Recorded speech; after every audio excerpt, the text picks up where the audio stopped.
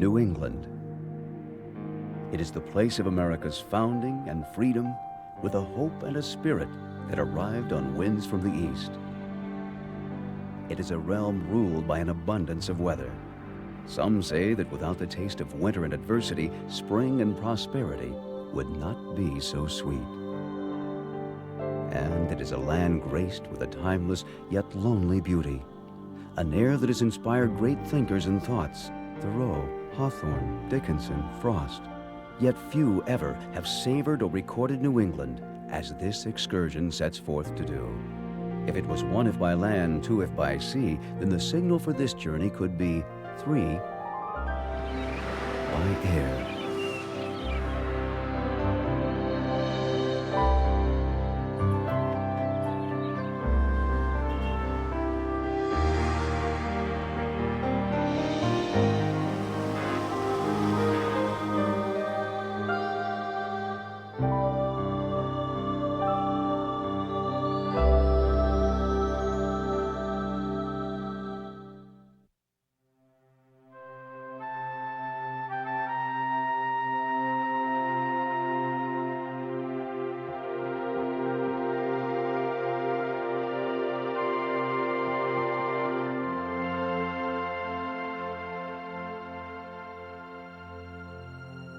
Daybreak on Cadillac Mountain.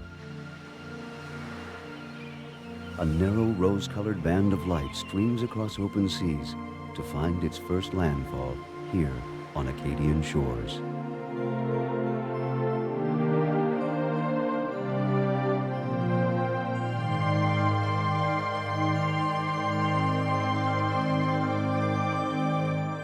As the turning earth ushers America into each new day, morning comes first to Maine.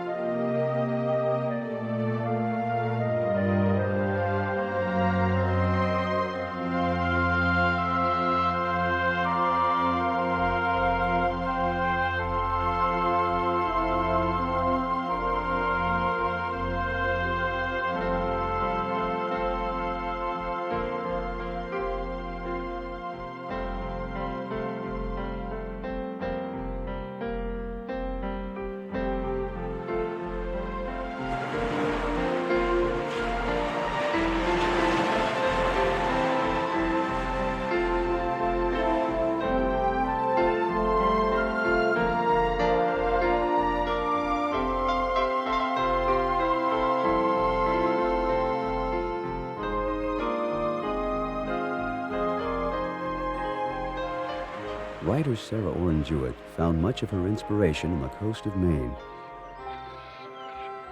where many green islands and salt inlets fringe the deep-cut shoreline, and the song sparrows sing all day, and the tide runs plashing in and out among the weedy ledges, and where the balsam firs and bayberry bushes send their fragrances far seaward.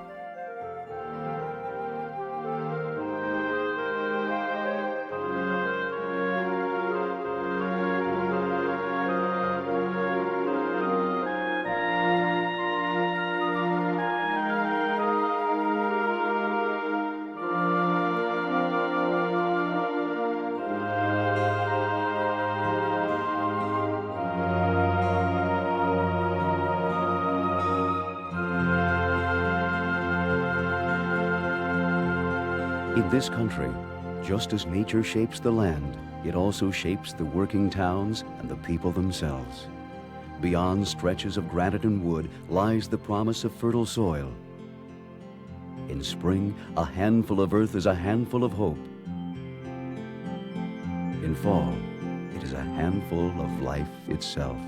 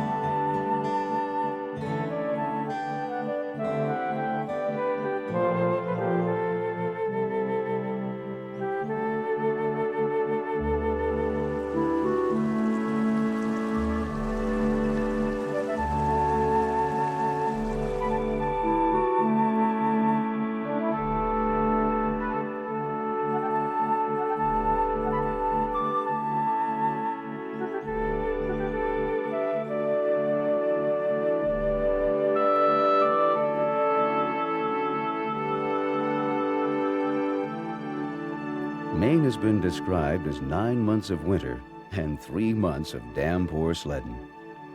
Poet Elizabeth Coatsworth welcomed one long-awaited spring with these words: "Now in the stillness, the blossom returns to the tree and the bird to its nest. The light returns to the water and the shadow to the builder, and I return to myself."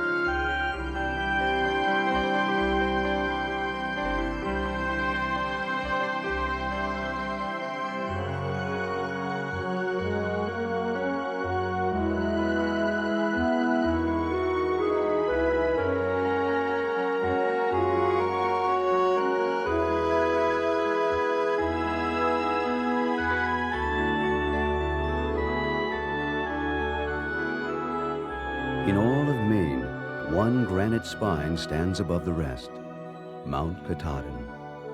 Thoreau said it reminded him of the creations of the old epic, vast, titanic, and such as man never inhabits.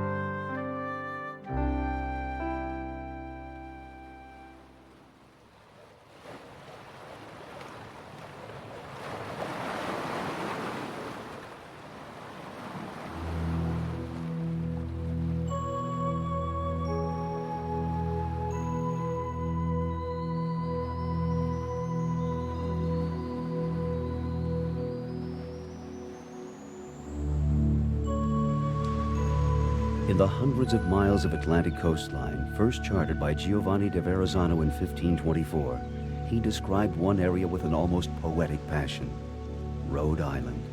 He called it Refugio, a beautiful or idyllic refuge, a prophecy for what is now one of the most opulent settings one could ever imagine.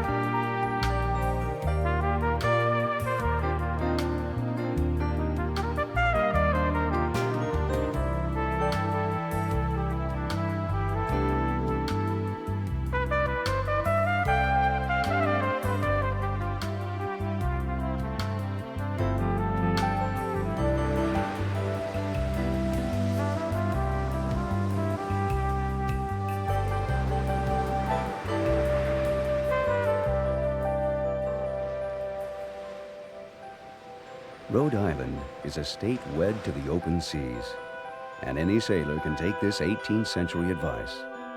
Always go straight forward, and if you meet the devil, cut him in two and go between the pieces. And if anyone imposes on you, tell him to whistle against a northwester.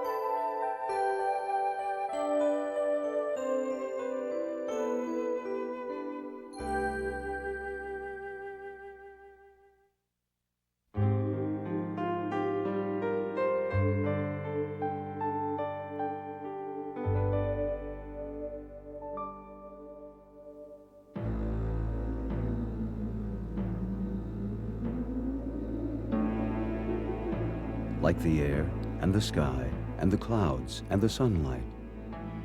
No one can lay exclusive claim to the White Mountains, wrote naturalist Julius Ward. This is a place with a power and a vengeance that humbles all who experience it.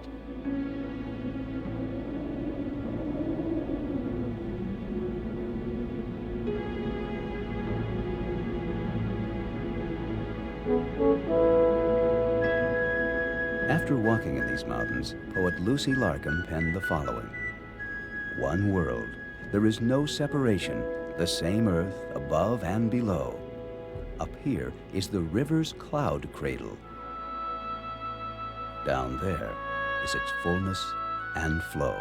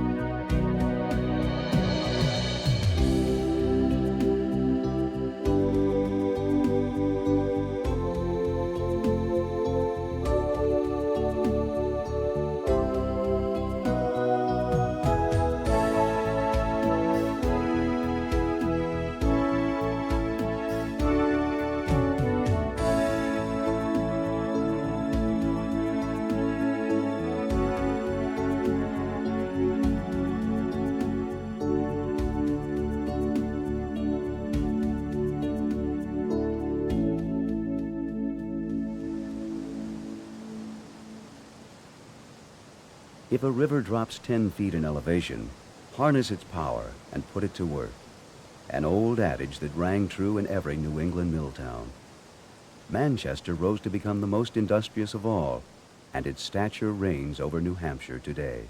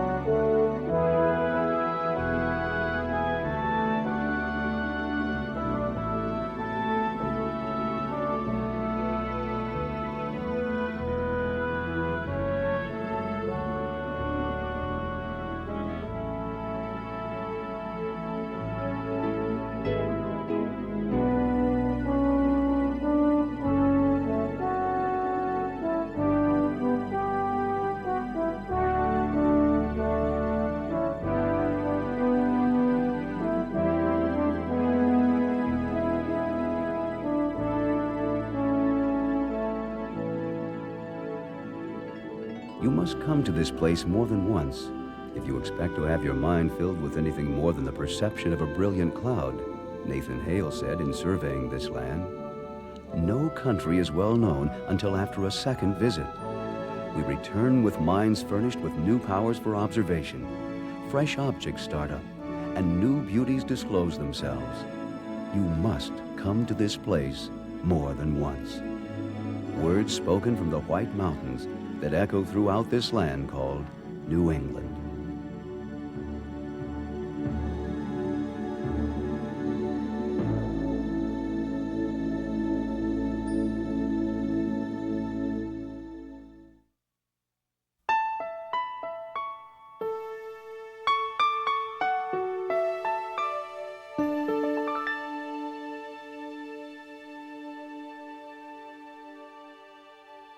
Sleep, Ethan Allen of the Little Clan. Vermont in its quiet way recalls this man. Sleep, Ethan Allen, in the mountains where you belong. Sleep to the thrush's seasonal tranquil song. The poetry of Genevieve Taggart. Some say that if you flattened out Vermont, it would be as big as Texas, and that the soil here creates a green unlike any other. At first glance, no one would argue either claim.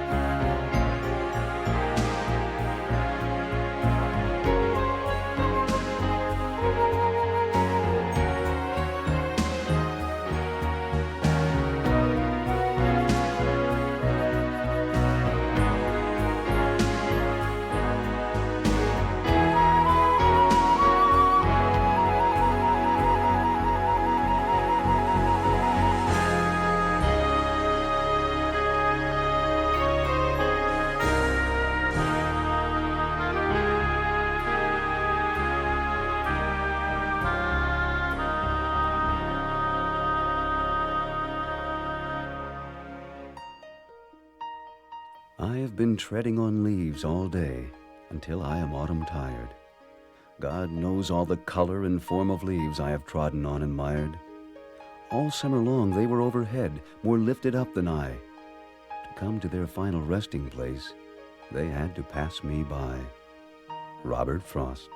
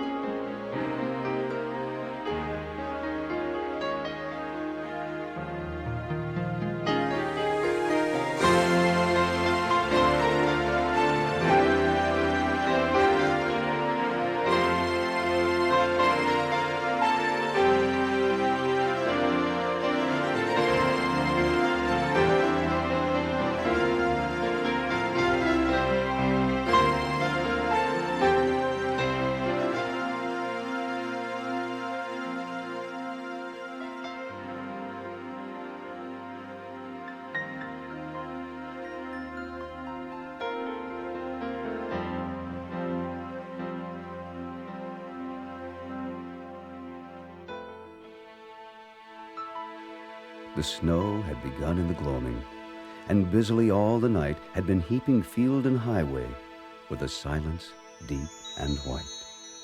Poet Robert Lowell.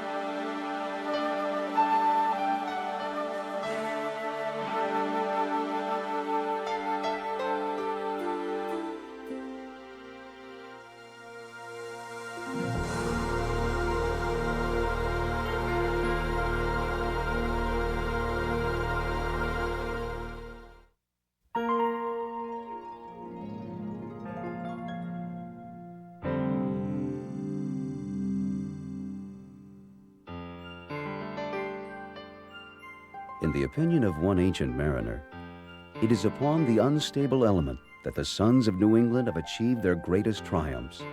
Their adventurous prows vex the waters of every sea. They are as bold and restless as the old northern Vikings.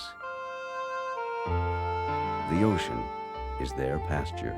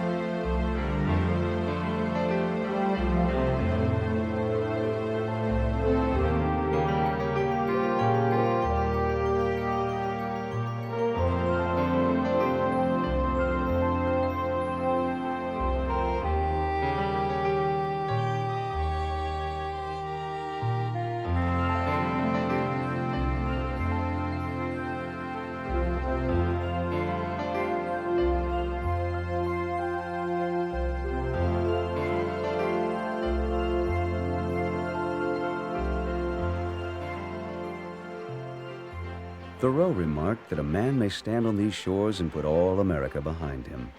It is a place of eternal warring between sand and sea, a battleground New Englanders happily aspire to.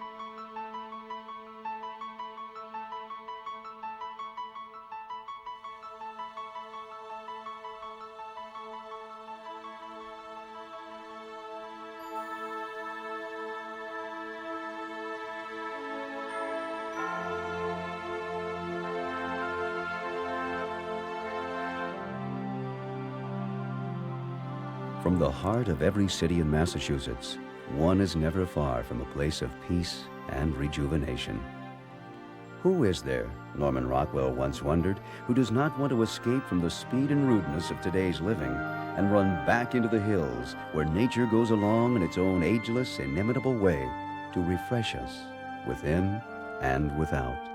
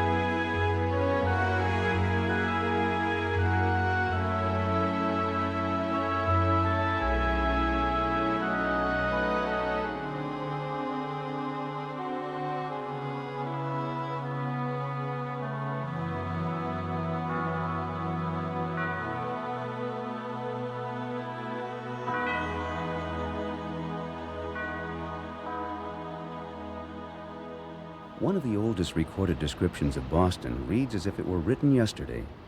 It is a place crowded on the sea banks and wharfed out with great industry and cost. The buildings are beautiful and large and orderly placed with comely streets whose continual enlargement presages a sumptuous city. These words were written by London sea captain Edward Johnson. The year was 1654.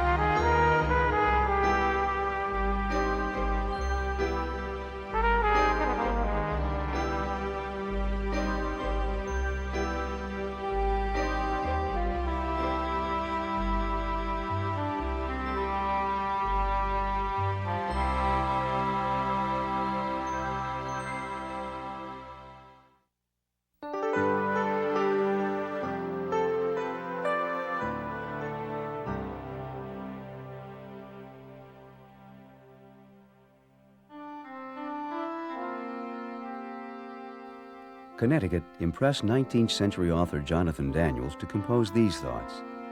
There is solitude for the singer and her high notes on a hill. There is rest for the broker, quiet for the writer and for the painter. And there are stretches of countryside undisturbed and unentered by the mixed multitudes who claim it home.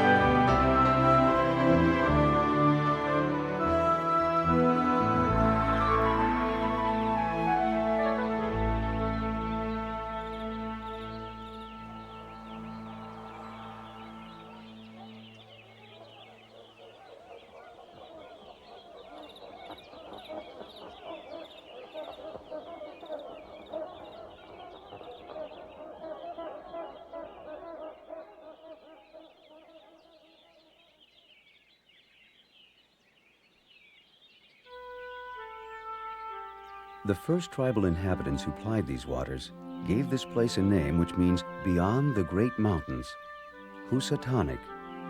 The river stretches out like an aisle through a cathedral of gently rounded peaks. On a bright spring day, a setting like this inspired Emerson to write, "There are days which occur within this climate wherein the world reaches its perfection, when the air, the heavenly bodies, and the earth make a harmony, as if nature would indulge her offspring."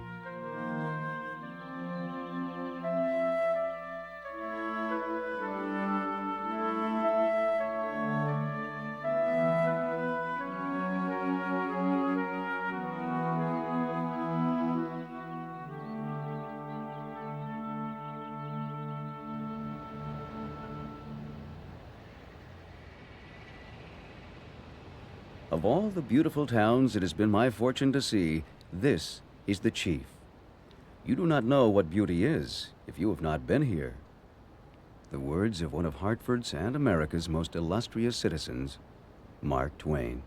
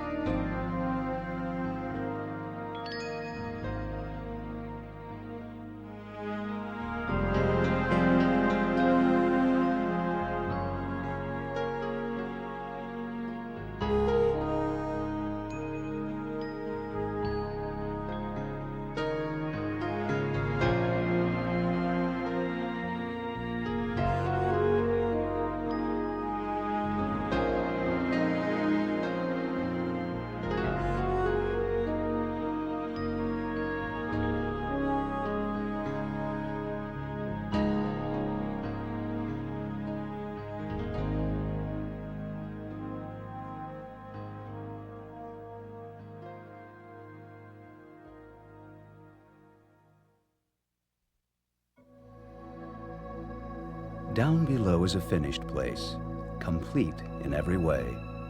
First, carved by nature into pleasing proportions from the elm and the apple, granite and sand, then groomed by the generations and civilization, and colored with red barns, white steeples, and village greens, and lighthouses alone in their watch by the sea.